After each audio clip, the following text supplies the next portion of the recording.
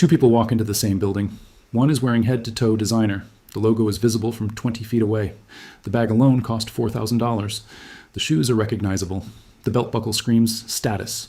The second person is wearing nothing you can identify. Plain trousers, a clean white shirt, a simple watch, no logos, no brand markings. Which one is wealthier? If your first instinct was the person in designer clothes, you have already fallen for the trap, and that trap has been costing people exactly like you far more than just money. This video is not about fashion. It is not about telling you what to wear. It is not a minimalism lecture or criticism of style. What this video is about is a shift, a quiet, significant, deeply psychological shift happening at the very top of the wealth spectrum. Among people who actually built money, protected it, and understood how it truly works. Those people have been quietly stepping away from something the rest of the world is still chasing. They stopped buying designer brands, not because they cannot afford them, not because the brands got ugly. They stopped for a reason most people would never think to look for. When you understand that reason, it will change the way you think about every purchase you make for the rest of your life. This is also not a video about being cheap. Wealthy people are not frugal for the sake of frugality. What is happening here is something deeper, something behavioral, something sitting at the intersection of identity, psychology, and the real mechanics of how wealth is built, and how it is silently lost. So let us start with the real question underneath all of this. Why do people buy designer brands at all? Core idea, the visibility trap. There is one concept I want you to hold in your mind for the promotion. First, real significant raise. Within 6 months, expenses have risen to match it.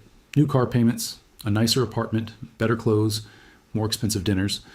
The raise changed everything and somehow changed nothing, because every additional dollar of income was immediately absorbed into a higher level of visible spending. This is lifestyle inflation, the visibility trap operating in slow motion. Think about the person who saves for months to buy a specific designer item. They get it, they feel good. 3 weeks later, someone they follow online has the newer version, and the item that cost months of saving now feels inadequate. Not because anything changed about the object, because the social mirror shifted. Think about the person who buys expensive things on credit. They are not even spending money they have. They are borrowing against future income to fund a present image. They are paying tomorrow's opportunities to maintain today's appearance. And the interest on that debt is the most expensive designer label they will ever wear, one that is completely invisible. Think about the person who avoids investing because it feels abstract and far away, but has no hesitation spending that same amount on something they can hold or photograph. The investment would compound silently for years. The object would depreciate silently for years. Both are invisible processes until one day they are not. Financial success is often less about financial knowledge and more about emotional regulation. Almost everyone knows they should save more and spend less. What most people lack is not information. It is the ability to regulate the emotional pull of immediate reward versus the abstract promise of future security. The visibility trap is specifically designed to exploit that gap. Rules and principles. So what did wealthy people actually do differently? The answer is not one decision. It is a set of mental frameworks, principles they either learned or arrived at through hard experience. Rule 1. Separate identity from inventory. Stop tying your sense of self to what you own. When your identity is anchored in who you are, your thinking, your decisions, your skills, no object can threaten it. You do not need to buy a new version of yourself every season.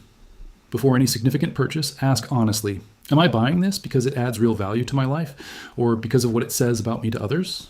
That single question, answered honestly, will change your relationship with money more than any budgeting tool ever could. Rule 2.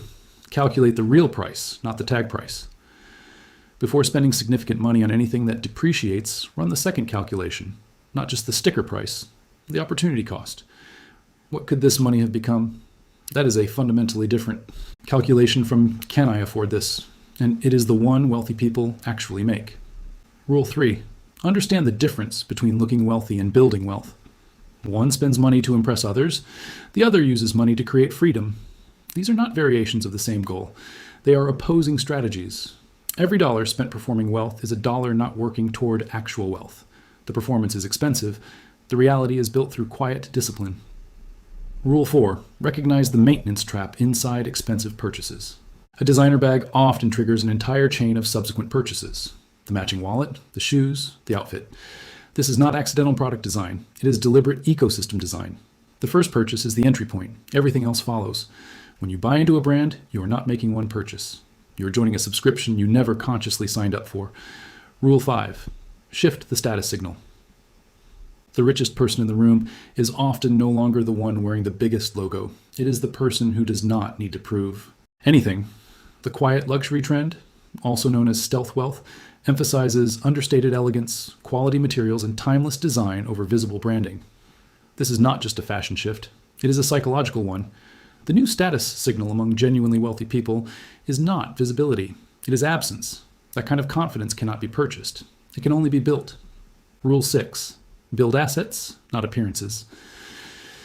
Money that once went into depreciating luxury goods is being redirected into things that work.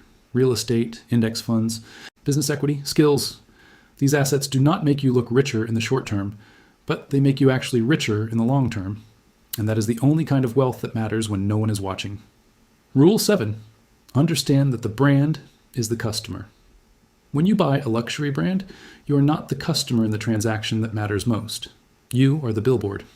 The real transaction is between the brand and the people who see you wearing it. You paid for their advertisement.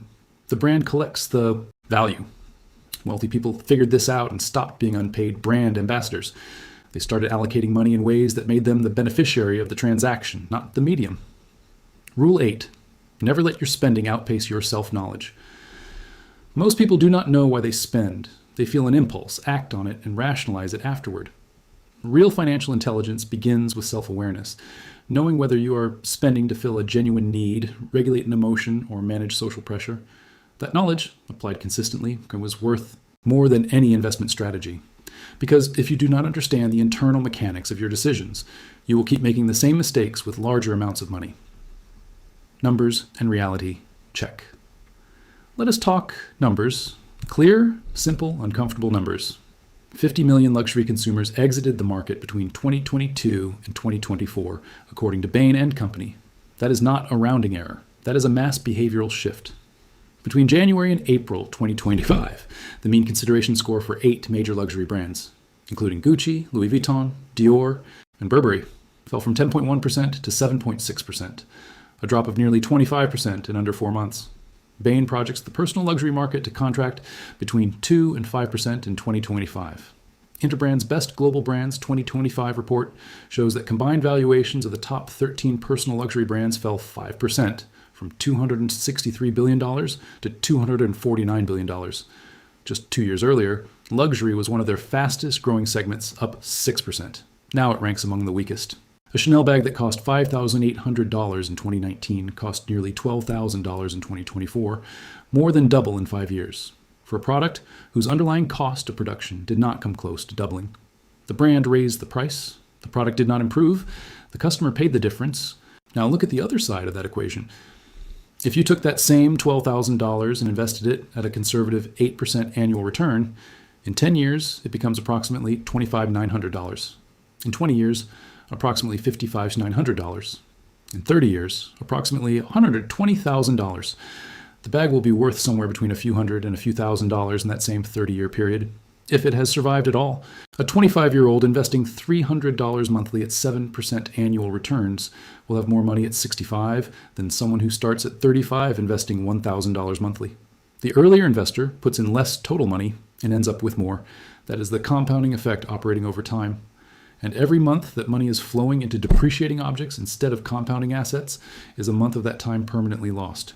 Only 28% of U.S. luxury consumers felt optimistic about the economy in April 2025, down from 41% in January 2020 and 45% in April 2024.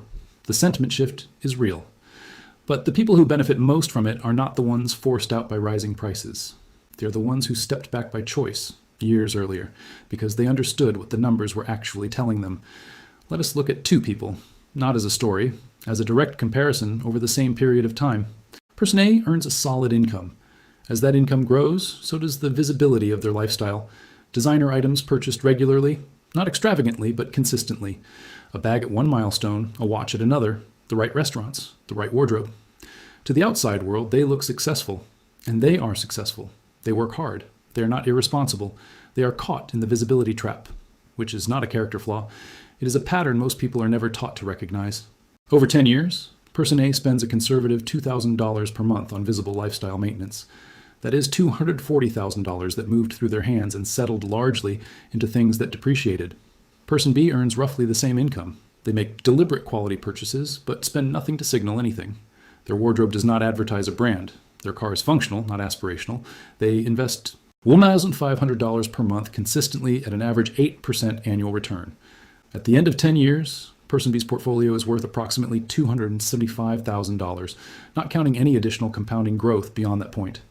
Person A looks wealthier at every dinner, every meeting, every gathering across those 10 years. Person B becomes wealthier at every point in time that actually matters.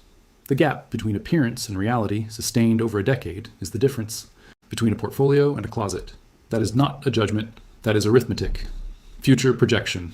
Let me show you two futures, not hypothetical, probable, based on the behavioral patterns and compounding mathematics we have already established. If you continue as most people continue, if the visibility trap stays intact, if the social mirror keeps driving your spending, if your income grows and your lifestyle grows at exactly the same rate, here is what your future looks like. In 5 years, you will look more successful than you do now. Your possessions will be nicer, your wardrobe more refined, your social image polished, but your net worth will have grown only by whatever was left after the performance. And the performance is expensive. In 10 years, a large portion of the money that passed through your hands will simply be gone. Not invested, not compounding. Gone into objects that lost value, brands that changed their designs, trends that expired. You will need to keep spending to maintain the image because images built on objects do not hold without constant reinvestment. In 20 years, you will arrive at a financial position that is shockingly misaligned with your income history. You will have earned a great deal. You will have far less to show for it in actual financial terms than your lifetime earnings suggest. And the most painful part will be understanding, in hindsight, what that money could have become if it had been working instead of performing. Now the alternative. You step outside the visibility trap. Not all at once. Gradually, deliberately. You start asking the second question before every major purchase. Not just, can I afford this? But what does this cost me in terms of what it could become? You redirect even a fraction of lifestyle spending toward assets. Not every dollar. Not a dramatic overhaul. Just a consistent reallocation that compounds quietly over time. In 5 years, your visible life may look almost the same, but your financial foundation will be quietly and visibly stronger. In 10 years, the gap between you and people who stayed in the trap begins to show, not in what you wear, but in what you own. Real assets, compounding positions, options most people do not have. In 20 years, that gap is enormous, not because you were smarter or earned more, but because you understood something about time and money that most people never figure out until it is too late. You chose to act against the wiring, not violently, not dramatically, but consistently, patiently, deliberately. Let us come back to the beginning. 2 people walking into a building, one covered in logos, one wearing nothing you can identify. By now you understand what you're actually looking at. 2 different relationships with money. 2 different answers to the question that sits underneath all financial behavior.